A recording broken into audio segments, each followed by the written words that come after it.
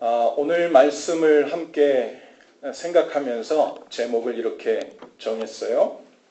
예수님을 만난 증거. 여러분, 예수님을 만난 증거가 있습니까? 혹은 예수님을 언제, 어디서, 어떻게 만나셨어요? 사람들마다 내가 예수님을 만났다라고 말하는 것을 어떤 사람은 너무 구체적으로 개인주의적인 어떤 경험을 가지고 이야기하고요. 어떤 사람은 나는 예수님을 만났어라고 얘기할 때 추상적이고 그저 내가 머릿속에서 예수님을 이때부터 인식하기 시작했다. 복음을 동의하기 시작했다라는 말로 전환해서 이야기하기도 합니다. 우리가 소위 예수님을 인격적으로 만났다는 말이 구체적으로 무슨 말인지 알지 못하고 우리가 마구 사용하는 수도 많죠. 인격적이란 말은 사람과 사람이 대하듯이 마치 사람이 우리에게 무슨 말을 하면 그것에 대한 리스폰스를 하는 것처럼 인격 대 인격 가운데에 소통이 일어났다는 말이죠. 근데 우리 가운데 참 이상한 일은 예수님은 영이시죠. 그래서 더 이상 우리 가운데 육체로 계시지 않습니다. 그러니 내가 몇 날, 몇 시에 예수님과 만나기로 약속을 하고 맥도날드에서 만나기로, 파네라에서 만나기로, 스타벅에서 커피 한잔 하기로 만난 게 그런 적이 없어요. 저는 그런 적 없습니다. 여러분도 있으세요? 여러분도 그런 적 없죠? 근데 우리는 예수님을 만났다고 합니다. 그러면 우리 삶 가운데 예수님을 만난 증거가 있어야 하죠. 그 예수님을 만난다는 그 말이 무슨 의미일까? 그것이 우리가 예수님을 만난 증거가 우리 삶 가운데 보이고 남아있다면 또 그 의미는 무엇일까? 이것은 아주 우리 신앙의 본질에 관한 이야기입니다.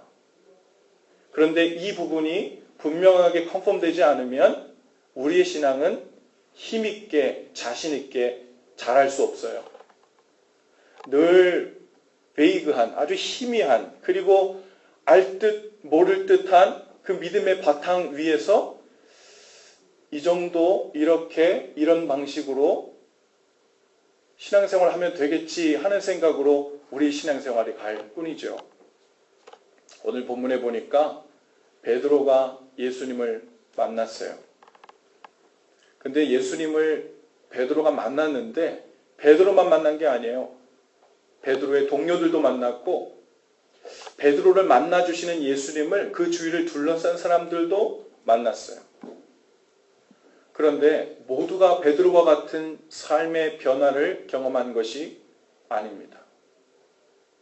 예수님이 그때 베드로를 어떻게 만나주신 건지, 그리고 베드로는 예수님을 어떻게 만난 건지, 그리고 다른 동료들은 어떻게 만났길래 베드로와 같은 만남이 되지 못한 건지, 그리고 그 둘의 만남은 어떻게 다른지. 오늘 말씀을 통해 우리 가운데 들려주시는 성령님의 음성이 있기를 바랍니다. 여러분, 베드로는요, 어디에 살았어요? 유대 땅에 살았어요. 베드로는 이스라엘 백성입니다. 베드로는 유대인이에요. 하나님을 예배하던 자예요. 절기만 되면 성전에 가서 예배하던 하나님의 백성입니다. 그런데 우리는 성경을 보면서 이 베드로가 예수님을 만나 그의 삶이 구체적으로 변화되던 그 시기와 그 이전에 그냥 뿌옇게 우리 민족의 하나님, 우리 조상의 하나님, 야곱의 하나님, 아브라함의 하나님, 그 하나님으로 고백해오던 자기 신앙, 그것과는 전혀 다른 삶의 방향을 보였음을 우리가 알게 돼요.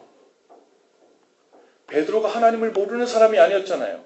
신앙이 없던 사람이 아니잖아요. 역사적으로 하나님이 누구신지 그분이 행하신 일들을 다 알던 사람이에요. 그런데 예수님을 만날 때 하나님에 대한 인식이 바뀌기 시작합니다. 여전히 하나님을 아는 하나님의 백성이었지만 베드로는 그 이전까지는 여전히 자기 삶에 물고기 잡아 사는 것에 관심이 제일 많고 자신의 기쁨, 자신의 행복, 자신의 성공은 어부로서 물고기를 얼마 많이 잡는가 거기에 달려져 있다고 생각한 거예요. 아까 우리 영상 본 것처럼 하나님은 아는데 행복의 기준이 하나님께 있지 않고 얼마나 많은 복을 누리고 살았나, 얼마나 많은 성공을 이 땅에서 누렸는가, 그것으로 내가 하나님과 가까운 잣대를 삼고자 했었던 바로 그런 신앙을 갖고 있었어요. 그런데 베드로에게 일이 일어납니다. 예수님께서 오세요. 그리고 베드로에게 깊은 데로 가서 그물을 내려보자 그럽니다. 베드로가 날 새도록 그물질을 했어요. 날이 새도록 몇 번 했을까요? 오늘처럼 그물이 무슨 엄청나게 큰 그물이 아니잖아요. 그러니 날 새도록 그물질을 했으니까요. 수십 번, 수백 번 했을 겁니다. 얕은 곳, 깊은 곳 다 해봤겠죠. 더군다나 베드로는 어부예요. 평생을 같은 곳에서 물고기 잡으며 살았어요. 그 시절, 그 시기에 물고기들이 어디에 많은지, 어디로 몰려가는지 잘 아는 사람이에요. 그 모든 인포메이션들을 배경으로 물고기 잡이를 날 새도록 했는데도 물고기를 한 마리도 잡지 못했어요. 이젠 누가 와도 거기서 물고기를 못 잡는다는 얘기입니다. 그런데 예수님께서 깊은 데로 가서 그물을 내려보라고 합니다. 베드로의 마음에 처음 든 생각은 이건 내려보나만 한데 물고기가 잡힐 수도 없고 내 경험에 의지하면 잡혀서도 안 돼요. 그런데 베드로가 반신반의하는 마음으로 아마 대답한 것 같아요. 내가 날이 새도록 그물질을 했지만 잡은 것이 없지만은 주님의 말씀에 의지하여 내려보겠습니다. 주님께서 이렇게 말씀하시니 제가 내리겠습니다. 그러죠. 그리고 여러분 잘 아시는 듯이 물고기가 잡혔는데 그물이 찢어지도록 두 배가 물고기로 인해서 거의 잠길 정도로 가득 잡혔다 그랬어요. 이게 지금 베드로가 예수님을 만난 상황이에요. 무엇을 통해 만났어요? 예수님을 만났는데 나눈 대화는 뭐예요? 물고기 잡는 대화예요. 예수님께서 거룩한 무언 하늘의 비밀을 가르쳐 주시는 대화를 베드로와 한 것이 아니라 물고기 잡는 대화를 함으로 베드로를 만나 주셨어요. 그리고 물고기가 많이 잡혔습니다. 예수님을 베드로가 만났는데 바로 이 장면이 중요하죠. 베드로가 물고기가 가득 잡힌 걸 보고 사태 파악에 들어갑니다. 그동안 우리가 아는 베드로였으면 야 이제 물고기 오늘 이렇게 많이 잡혔으니 횡재했구나. 잔치해야 되겠구나. 온 동네 사람과 함께 나눠 먹어야 되겠구나. 혹은 내가 몇 주간 혹은 한 달간 내가 이제 물고기를 잡는 수고를 안 해도 먹고 살겠구나. 그런 기쁨으로 충만했을 겁니다. 그런데 성경은 그렇게 이야기하고 있지 않아요. 베드로의 얼굴이 굳어집니다. 성경의 표현에 의하면 베드로가 두려워하기 시작합니다. 두려워하기 시작했대요. 어떻게 하냐면 예수님이 베드로에게 두려워하지 말라라고 말씀하시거든요. 그리고 예수님 앞에 어떻게 했대요?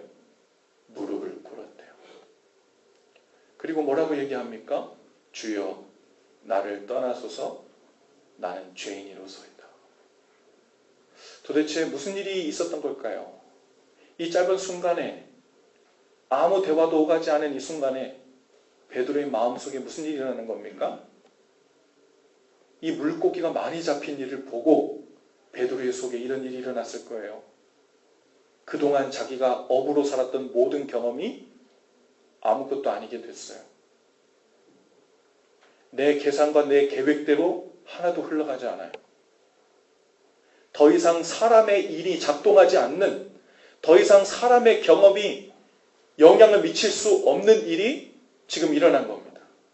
그리고 베드로가 직감적으로 예수님을 바라보자 마음에 들는 생각, 이분이 누구신지를 알게 된 거예요. 할렐루야. 그리고 내가 누구인지를 제대로 알게 됐어요. 자신이 누구래요? 나는 죄인입니다. 그런데요, 이 나는 죄인입니다라고 고백하는 것은 반사작용이에요. 주님이 누구신지를 깨달아야 그거에 대한 반사작용으로 내가 누구인지를 깨닫게 되는 거거든요. 이 앞에 계신 분이 하늘의 거룩한 자임을, 인간 세상에서 작동되는 그 어떤 것을 뛰어넘는, 사람들이 하나님의 아들 하던데 내심 반신반의했는데 그저 좋은 말씀 전하고 좋은 격언 잠언의 말씀을 이야기하고 세상 사람들이, 다른 선생들이 알지 못하는 좀 더 뛰어난 가르침들을 주는 그런 정도의 사람인 줄 알았는데 자신이 생각한 그 모습이 아닌 거예요. 직감적으로 이분이 하나님의 아들이시구나를 알게 된 거죠. 그분이 하나님의 아들이신 것을 알게 되니까 동시에 뭐가 깨달아졌어요? 그 앞에 서 있는 내가 얼마나 죄인인지가 깨달아진 거예요. 그분이 누구신지가 먼저 발견되고 내가 누구인지가 먼저 발견되었어요. 그러니까 그 앞에 무릎을 꿇습니다. 베드로가 그 크게 보이는 그 하나님의 아들 앞에서, 거룩하시고 순결하시고 죄가 없으신 그분 앞에서 너무나도 큰 죄인으로 발견된 자신의 모습을 보면서 간신히 이야기할 수 있는 말은, 주님 저를 떠나시옵소서. 저는 죄인이라 감히 주님 곁에 있을 수 없습니다. 이 고백을 하게 된 거죠.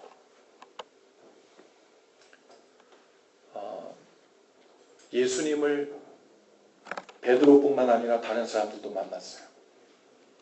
그런데 성경에 나오지 않지만 베드로 외에 다른 동무들 중에는 물고기 많이 잡힌 일로 인해서, 야 정말 저 선생님 대단하신데 우리 배 선장으로 모셔야 되겠어. 싹쓸 많이 드리고, 야 저번 말씀 드리니까 좋은 일이 많이 생기는데 앞으로도 저분 곁에 잘 따라다니면 내 인생에 웬만한 문제들 많이 풀어낼 수 있겠어. 이런 생각을 했을지 몰라요. 여러분, 저도 예수님을 만난 때가 있어요. 제 기억에 제일 처음 예수님을 만난 그 순간, 그때는 저도 베드로처럼 하나님이 어떤 분이신지가 먼저 발견되고 내가 그 앞에서 죄인인 것이 먼저 깨달아졌어요. 제가 한번 설교 중에 여러분에게 한번 이야기한 적이 있을 것입니다. 제가 중학교 2학년 때 말도 안 되는 이 컴퓨터에 노래방 프로그램을 까는 일을 하다가 패스워드 둔 매뉴얼 책을 학교에 두고 와서 그것을 가지고 씨름하면서 어떻게든 이것을 프로그램을 깔아보려고, 이거는 사실은 매뉴얼 부기 없이는 도저히 깔아질 수 없는 거예요. 확률로 아무리 계산해도 우연히로라도 일어나긴 정말 힘든 일이거든요.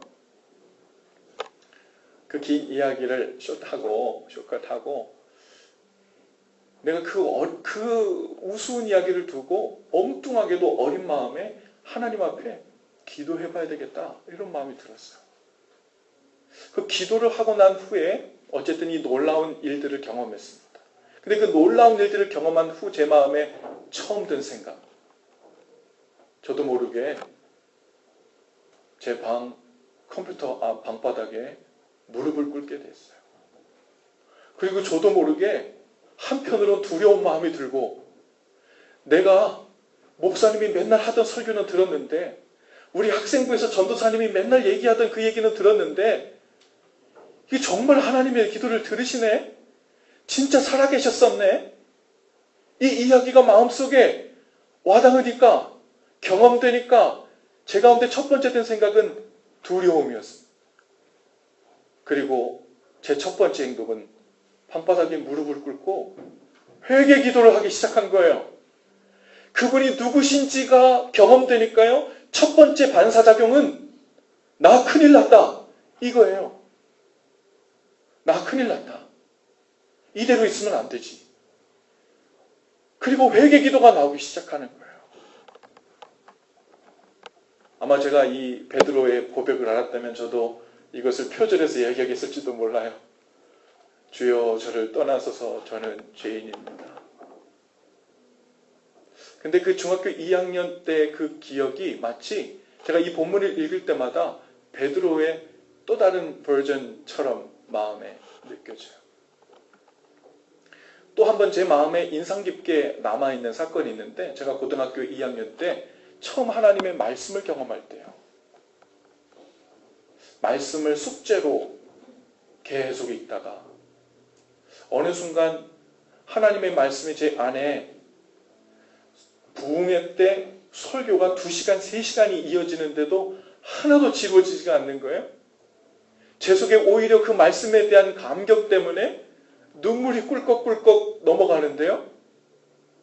제 마음속에 든 첫 번째 생각, 그 말씀이 깨달아지고 말씀에 빠져들수록 주님이 누구신지 점점 분명해지는 거예요.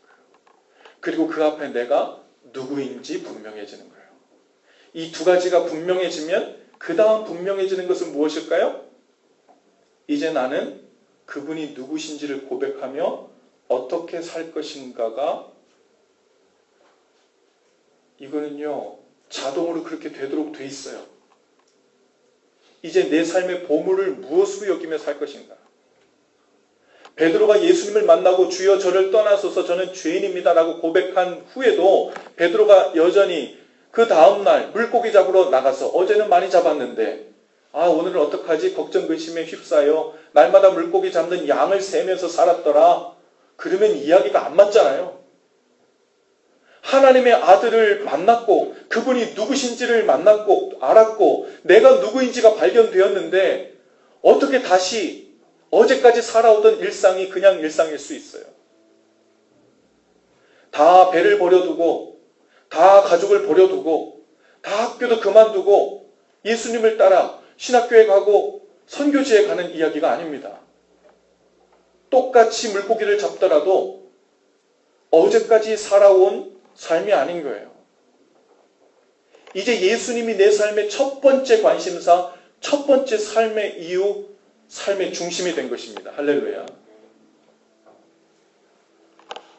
여러분 예수님을 만난 증거가 있습니까? 그 증거는 다른 것 아니에요. 예수님을 언제 그분이 누구신지가 여러분 안에서 발견되었습니까? 언제 그분 앞에서 내가 누구인지가 발견되었어요. 그리고 그 앞에서 여러분은 언제 두려워 떠셨습니까? 회개를 안 할 수 없었던 바로 그때가 언제였어요? 그리고 내 삶에 대해 진지하게 고민하면서 그분 앞에 내 삶을 이제 어찌 해야 될까요? 하고 아랬던 적이 언제입니까? 그때가 경험들은 다 달라도 주님을 만난 때입니다. 스쳐 지나가며 들은 그분에 대한 이야기가 아니고 예배하면서 목사님이 아무리 설교를 해도 예수님이 그런 분이시란 인포메이션과 지식만 갖게 되면 그건 만난 게 아니에요. 그분이 누구신지가 깨달아지고 그분 앞에선 나의 죄인된 모습이 발견되는 거예요. 그래서 이제부터는 일상이라는 것이 대수롭지 않은 내 긴 인생 중에 짧은 한 부분이 아니라 하나님 앞에서 그분 앞에서 사는 내 삶이 얼마나 가슴 떨리고 중요한 순간순간들로 변해가는지가 우리 마음속에 인식되기 시작된 때예요.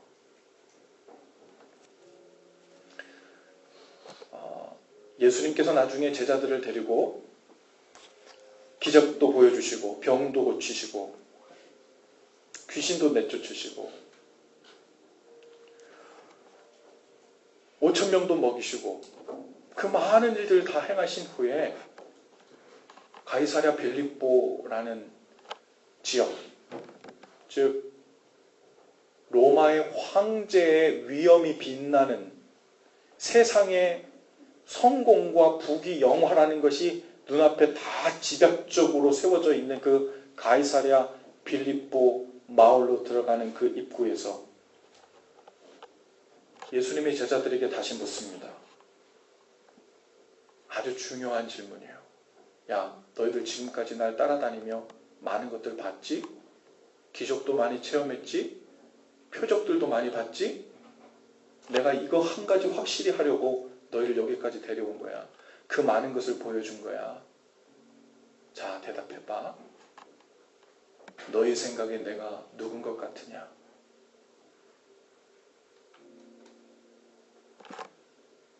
너희 생각에 내가 누군 것 같아?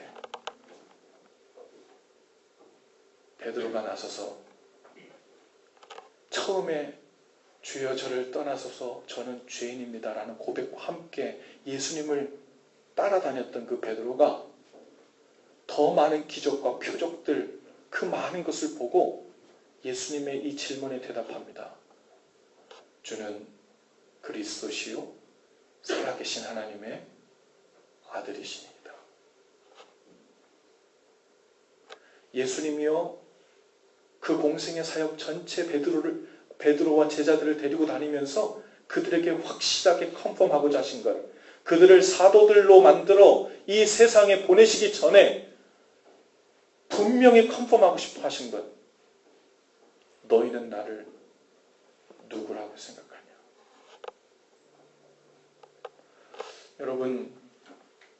여러분에게 주님은 누구십니까? 주님 좋으신 분이시죠. 사랑이 많으신 분이시죠.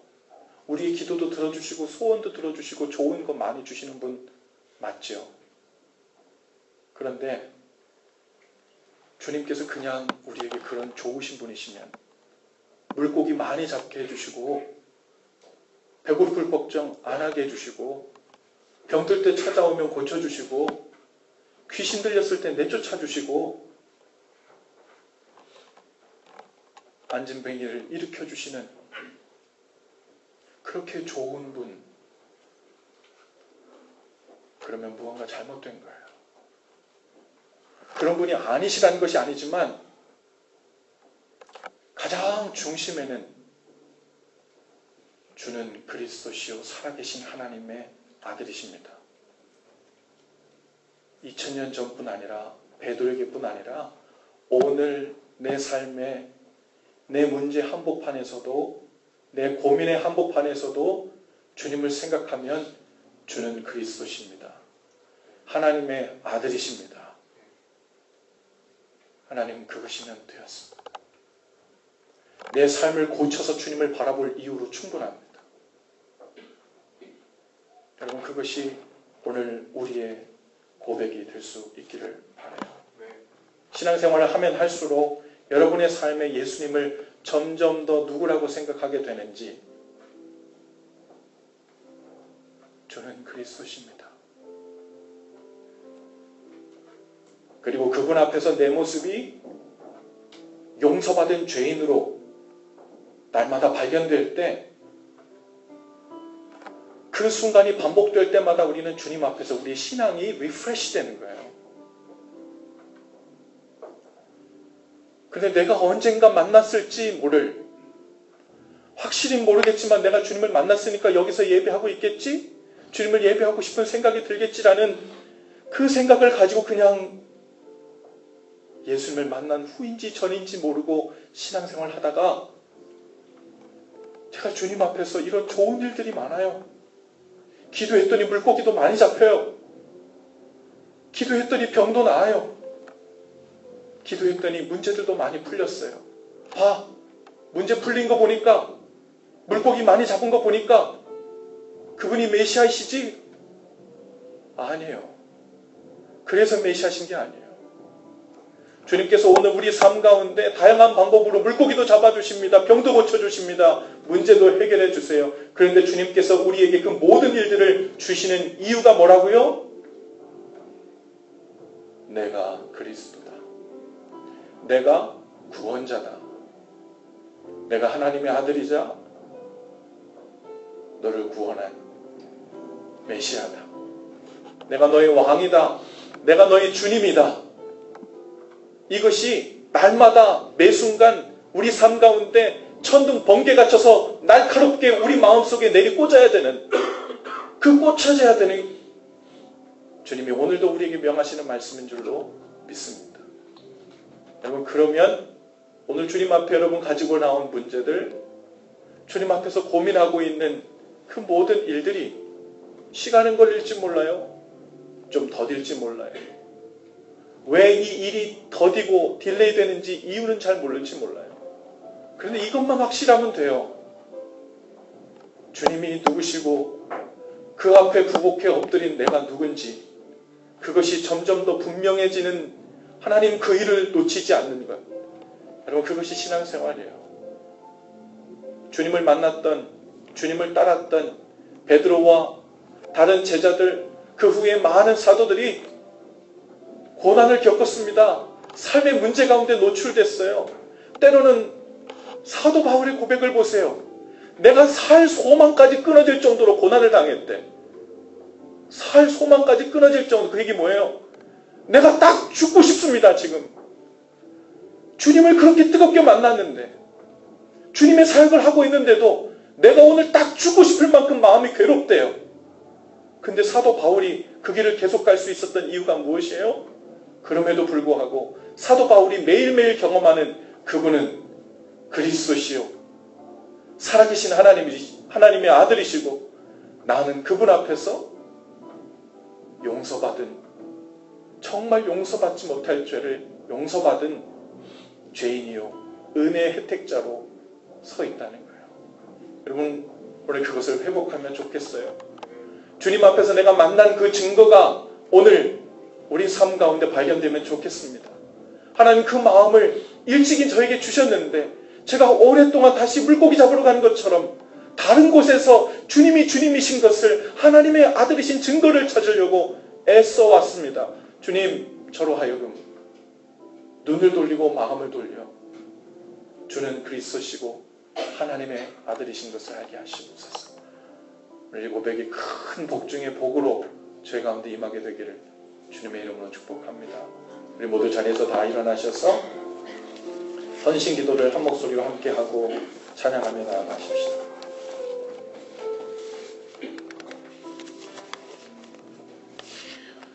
우리 함께 기도하겠습니다. 주님, 오늘 저희 삶에도 찾아와 주셔서 감사합니다. 주님께서 이미 베푸신 그 모든 은혜 보면서 감사하기도 하지만, 무엇보다도 그 은혜로 인해 주님이 누구시고 제가 누구인지를 분명히 알게 되는 복이 있기를 원합니다. 주님과 동행하는 삶이 깊어질수록 그리스도이신 예수님을 더욱 분명하게 고백하게 하시고, 그 앞에서 사는 우리의 믿음의 기반이 견고해지게 하옵소서. 예수님 이름으로 기도합니다.